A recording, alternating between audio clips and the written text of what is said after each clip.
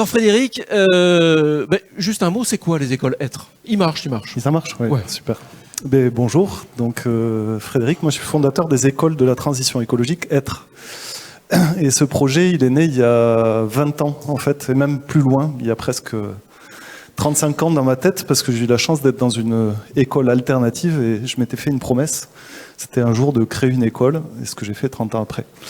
Et du coup, l'idée c'est quoi? C'était de comment on fait pour engager en fait les jeunes, et notamment les jeunes les plus éloignés de ces questions d'écologie, dans l'écologie. Et le premier essai, ça a été de faire ça de manière très théorique, et le retour n'était pas forcément super emballé en fait par les jeunes sur cette idée théorique, parce que c'était trop éloigné en fait de leurs problématiques un peu quotidiennes. Ils voulaient mettre les mains dans le cambouis, ils voulaient faire. C'est ça. Exactement. Et du coup, l'idée, ça a été de dire, en fait, plutôt que d'aller vers eux parler de manière théorique de ces enjeux d'écologie, on va les accompagner à la campagne pour pratiquer justement, mettre les mains dans la terre. Et fabriquer en fait un discours autour du faire sur la transition écologique. Mais alors, avant d'avoir créé Être, parce que oui, tu es passé super vite, 30 ans après, mais il s'est passé quoi très, très rapidement? Ouais, très rapidement, en fait, 2004, j'ai créé une association qui s'appelle 3PA, Penser, Parler, Partager, Agir. On parle beaucoup sur les questions d'écologie, on agit peu, encore peu, même 20 ans après. Et je travaillais en même temps, justement, j'avais double activité, dans un foyer de jeunes, une maison d'enfants à caractère social à Toulouse, comme peut laisser un peu l'entendre mon accent. Et du coup, le constat, ça a été, les discours écologiques arrivent très fort dans le débat public, mais les jeunes avec lesquels je bossais n'étaient pas du tout concernés par ces sujets-là. Et du coup, j'ai commencé à me dire, c'est quand même les populations, en tout cas les plus fragiles, les plus en difficulté, qui sont les premières victimes des bouleversements qu'on vit. À l'époque, on disait qu'on vivra, mais là, maintenant, on dit qu'on vit. Mais ils ne sont pas du tout inclus en fait dans cette construction d'un monde un peu différent ou désirable. Et du coup, l'idée, ça a été effectivement d'abord de parler de manière théorique, mais c'était trop éloigné en fait de leur questionnement quotidien. Et donc l'idée, ça a été de les amener comme ça sur des chantiers concrets à la campagne, donc pendant 10 jours. Donc on partait du quartier, puis on allait pratiquer cette écologie. Et le retour des jeunes, ça a été de dire, c'est super en fait, là tu nous as convaincus sur ces questions-là, on est intéressés, mais en plus on veut en faire notre métier. Et là j'étais un peu embêté parce que j'avais pas du tout prévu ça.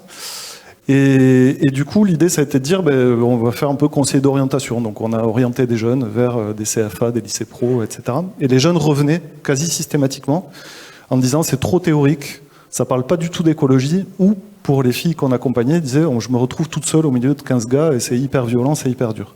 Et donc pendant 10 ans, on a construit comme ça avec les jeunes un parcours de formation qui va de la découverte de ces métiers jusqu'au diplôme pour former justement ce parcours autour des métiers de la transition écologique. Et aussi on appelait ces écoles Être parce qu'on travaillait aussi sur ce pouvoir d'agir et sur ce sens et cette utilité qu'on peut avoir dans la société. On va parler un petit peu des différents métiers justement vers lesquels ça ouvre, mais ce sont vraiment des écoles.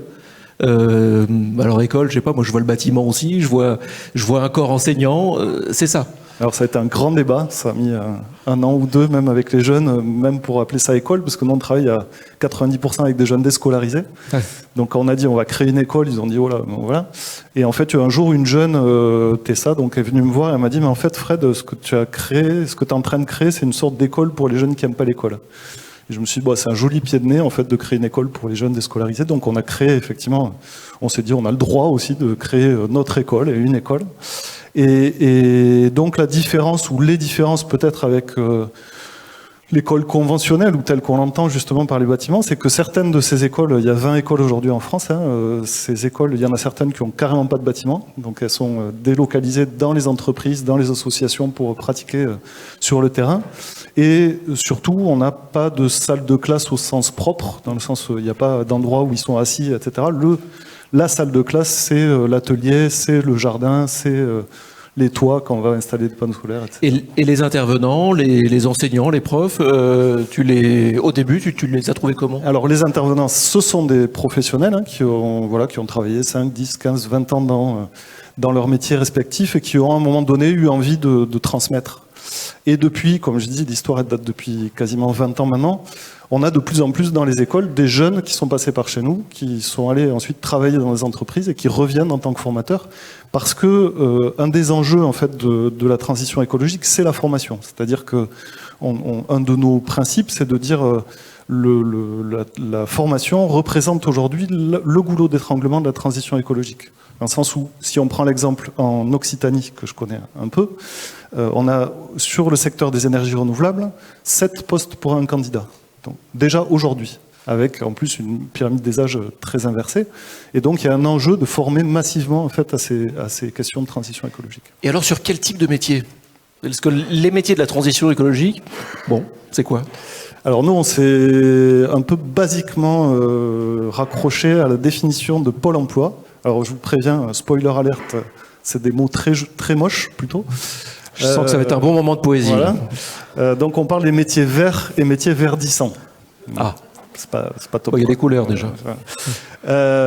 Et du coup, les métiers verts, c'est tous les métiers qui sont en lien direct, en prise directe avec la nature. Donc on va dire tous les métiers de surveillance, d'observation, d'analyse et de protection de la nature. Donc ça va être technicien rivière, garde forestier, technicien des eaux usées, etc. Donc ça, c'est des métiers vraiment au cœur de la nature. Et les métiers verdissants, là, c'est pléthore de métiers, parce que objectivement, enfin, dans l'objectif, on se dit que c'est tous les métiers, on espère. Mais aujourd'hui, c'est les métiers du bâtiment avec tout ce qui est rénovation énergétique, tout ce qui est énergie renouvelable, tout ce qui est agriculture avec l'agriculture bio, etc. Tous ces métiers qui mettent en place des nouveaux blocs de compétences du fait de la prise en compte des enjeux de transition écologique. Et ça veut dire qu'il y a une reconnaissance par les fédérations ou par les entreprises derrière de ces métiers. Et d'ailleurs, est-ce qu'il y a un diplôme à la fin ? Oui, alors dans les écoles, donc dans ces 20 écoles, en fait, on a 3 dispositifs de formation, dont un qui est certifiant à chaque fois. Donc on a 2 blocs de formation qui sont plutôt des formations, alors une qu'on appelait remobilisation, parce qu'on est avec des jeunes très éloignés, donc là l'idée c'est de leur redonner goût à l'apprentissage et à faire et à pratiquer. On a ensuite un deuxième bloc qu'on appelait préqualifiant, donc c'est un peu bizarre comme nom aussi, mais en gros c'est la construction du projet professionnel, parce que dans ces métiers il y a énormément de potentiel et de possibilités, et donc on va prendre 6 mois pour savoir si on veut planter des pommes de terre ou installer des panneaux solaires. Et enfin, on a un dernier bloc là qui est spécifique dans chacune des écoles, qui est un peu la couleur métier de l'école, et qui là va être différents diplômes. Donc, par exemple, dans la première école que j'ai fondée, on est sur le bois, la menuiserie, mais spécialisé en économie circulaire. Dans le Tarn, dans l'Aude, on est sur l'agroforesterie. Dans les Pyrénées-Orientales, le maraîchage bio. Ici, à Paris, on est sur les énergies renouvelables, etc., etc. Il y a vraiment une dominante à chaque fois, territoire par territoire. Exactement. D'accord. On va hacker notre petite discussion, on va l'ouvrir. On va l'ouvrir à vous qui êtes ici dans l'atelier Barillet. Alors, il y a un micro que j'ai oublié sur un banc là-bas. Voilà, à côté de vous, madame. Il peut tourner. Ou vous, madame, peut-être que vous avez une question. Une question pour Frédéric sur les écoles être. Moi, j'ai appris, par exemple, parce que je savais qu'il y en avait beaucoup, mais pour moi, c'était bon. Ça voulait rien dire. 100 000 jeunes quittent le système scolaire sans diplôme. C'est-à-dire qu'après, ils font quoi, ces jeunes sans diplôme ? En grande majorité, ils sont au chômage. C'est ça. Voilà, donc c'est 100 000 jeunes chaque année qui sortent du système scolaire. Alors 100 000, c'est à peu près, parce que tous sont pas. On a toute une partie qu'on appelle les invisibles, donc qui sont ceux qui sortent des radars un petit peu. Mais effectivement, on a beaucoup. Et en plus, j'ai appris il y a pas très longtemps que si on rajoute à ça les abandons en première ou deuxième année d'université, ça double à peu près ce chiffre. Donc on a des enjeux très forts sur ce côté-là. Est-ce que le micro a tourné ? Oui, Aurélie. Alors, Aurélie, je pense que Frédéric fait partie des 2 milliards de réenchanteurs. Titre de ton livre, bien sûr. Le micro fonctionne. Si, Olivier me dit que oui. Merci pour cette magnifique initiative. J'ai découvert il n'y a pas très longtemps ces écoles et il n'y en a pas sur Bordeaux. Étant sur Bordeaux, je me suis dit j'aimerais beaucoup potentiellement créer une école de ce type-là. Donc comment faire si demain je veux lancer une école être sur Bordeaux ? Voilà, une de plus. Voilà. Du coup, juste pour alors c'est possible. Donc nous, on a créé la première école en 2017, donc c'est assez récent, hein, ça fait 6 ans. Ce qui s'est passé, c'est qu'après l'inauguration, en fait, on a reçu des appels un peu comme celui-là, à dire je veux une école à côté de chez moi. Et sauf que moi, ça faisait 15 ans que j'étais les mains dans la terre, donc je n'avais pas forcément réfléchi à tout ça. Mais face aux enjeux, on s'est dit il faut absolument essayer de faire gagner du temps, parce que nous, on a mis 10 ans à créer cette première. Donc on va essayer d'accompagner d'autres structures pour le faire, mais on ne va pas le faire nous-mêmes parce que on se dit que le territoire, en fait, l'endroit où on s'installe est fondamental dans la création de ces écoles. Donc on a un système qu'on appelle, alors dans l'économie sociale et solidaire, on est fort pour inventer des mots, hein, mais en gros c'est de la franchise sociale. Alors en gros on serait le McDo ou le Leclerc de l'écologie. Non, mais en tout cas on est sur ce même modèle, c'est-à-dire qu'on a une licence de marque, etc. Enfin ça marche comme une franchise, mais sauf qu'on travaille de manière beaucoup plus horizontale. Et du coup on a des appels à manifestation d'intérêt qui sortent en mars. On a des gens qui répondent de partout en France. On en sélectionne 10, donc on a entre 50 et 60 candidats, donc c'est beaucoup. Et on en sélectionne 10, et après de septembre à avril, donc pendant 9 mois, il y a un principe d'incubation où on apprend en fait les principes pédagogiques, le montage financier, etc., etc. Et au bout de 9 mois, si vous faites bien votre travail, vous pouvez créer une école à la fin. On a 20 écoles aujourd'hui en France, à un rythme de création de 10 écoles par an. Avec un objectif 2027 de 60 écoles, mais à terme de l'équivalent, on va dire, d'une école par département. Alors pourquoi le département? Alors on a déjà été interpellé pour avoir une deuxième école dans un département parce qu'il est très grand, etc. Donc c'était pour se donner un objectif. L'objectif est ambitieux, mais même avec ça, on ne répond pas finalement à la problématique et aux besoins. C'est-à-dire qu'aujourd'hui, on a beaucoup plus de demandes que d'offres de formation. Donc c'est aussi pour ça qu'on veut développer. C'est pour ça qu'on a toute une action aussi avec les organismes de formation et avec les ministères notamment, sur la transformation de la formation aussi en tant que telle. Peut-être une autre, donc bientôt peut-être une école à Bordeaux. Juste sur la logique économique, le modèle, parce que tout ça, ça coûte cher. J'imagine qu'il n'y a pas forcément de fonds de pension comme il y en a derrière beaucoup d'autres écoles. C'est très à la mode.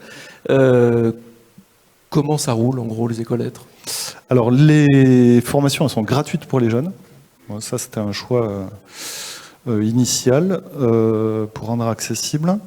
Et ensuite, sur le financement, on a trois types de financement, on va dire. C'est pareil, dans l'ESS, c'est très hybride, hein, on n'a pas une source unique, ce qui fait beaucoup de travail administratif, mais bon, ça c'est comme ça, c'est le jeu. On a en fait, du fait qu'on est de la formation, on est financé notamment par les régions, par l'État, par l'Europe, donc ça finance en fait en gros par les citoyens. Les formations, par les citoyens, par vos impôts, merci du coup. Et ensuite, on a de la chance d'avoir beaucoup d'entreprises et de fondations. Alors soit que c'est des fondations d'entreprises du fait de leur politique de mécénat, etc., qui nous subventionnent, soit aussi parce qu'on travaille avec un réseau de plus de 200 entreprises, hein, ça va de la toute petite entreprise jusqu'au grand groupe, qui aussi finance des formations, parce que comme je disais, il y a un enjeu en fait aussi de formation de personnes. Et enfin, on a aussi des formations, alors, dans les écoles, 80% de notre public, c'est des jeunes de 16 à 25 ans. On a utilisé beaucoup de termes parce qu'on discute aussi beaucoup avec les jeunes. Alors on disait en difficulté, mais bon, je pense que beaucoup de jeunes sont en difficulté aujourd'hui, donc c'est très très large. Mais bon, on va dire en transition, en réflexion sur leur parcours. Mais on a 20% de personnes qui sont d'autres aussi. C'est-à-dire qu'on a, et notamment, je l'ai entendu 2-3 fois depuis ce matin, question de Covid, de confinement, etc. Beaucoup de crises de sens chez des... Alors moi je suis à Toulouse, donc évidemment les ingénieurs Airbus, ça me parle. Pendant le confinement, c'était entre 5 et 10 fois par semaine des ingénieurs qui m'appelaient en disant « j'en peux plus, j'ai fait mon pain pendant le confinement, maintenant j'ai envie de faire de la permaculture, etc. » Merci. Et il y avait peut-être un dernier rebond dans la salle. Oui, merci pour votre intervention. Pardon, oui. J'avais une question, alors vous avez répondu à la question du financement, j'avais une question sur la durée de la scolarité. Et une autre question sur, j'ai bien compris que vous étiez plus dans une logique du faire, mais est-ce qu'il y a également une dimension théorique, notamment sur la sensibilisation aux enjeux de la transition, etc. Alors, du coup, la première question, c'était la durée. En fait, on a 3 types de formations, comme je disais, qui vont de 3 semaines à 1 an. En fait, l'idée, c'était quoi? C'était de dire, si on fait que du diplômant directement, en fait, on perd beaucoup de jeunes parce que, en fait, il y a tout ce parcours pour les amener jusqu'à la possibilité de faire une formation d'1 an, parce que je pense qu'une des difficultés aujourd'hui, on a parlé un peu juste avant, c'était passionnant sur la question du travail, etc. Mais il y a aussi cette question de possibilité de se projeter chez les jeunes, où là on a des jeunes qui, quand c'est le jour, déjà c'est du grand maximum. Donc on a voulu créer en fait des formations qui s'adaptent vraiment où ils en sont dans leur parcours. Donc on a ces formations-là qui vont de 3 semaines jusqu'à 1 an, avec 3 types de formations, comme je disais et comme j'ai présenté. Et la deuxième question, c'était sur le... Pardon, je ne me rappelle plus. Oui, tout à fait. En fait, nous, le projet de base, il est là-dessus. C'est-à-dire que c'est vraiment sur la question de l'engagement des jeunes dans la transition écologique. Donc comment on fait pour embarquer des jeunes qui ne sont pas du tout sensibilisés à devenir acteurs de la construction de ce monde désirable, etc., dont on a parlé. Et du coup, c'est fondamental. Ceci dit, on ne va pas faire de grands cours théoriques, etc. C'est-à-dire qu'on prend, en fait, typiquement, alors c'est beaucoup de pédagogie de projet, etc. Enfin, on réinvente rien, on ne fait pas d'innovation pédagogique, mais c'est l'école de la nature de Crowley, etc. On ne réinvente pas la poudre, mais par contre, c'est de dire, on va s'appliquer sur la pratique, sur le faire, pour en déterminer de la théorie. C'est-à-dire comment on fait pour construire, par exemple, une construction de 25 mètres carrés le plus écologiquement possible. Donc là, on va faire des recherches ensemble, on réfléchit sur les thématiques, qu'est-ce qui se construisait à l'époque dans le coin, etc., etc. Donc c'est plus de la recherche par rapport à ça. Merci Frédéric. Moi j'ai aussi un sale boulot, comme tous les animateurs, c'est que le chrono continue de tourner. Merci beaucoup, on peut applaudir Frédéric. Merci à toi.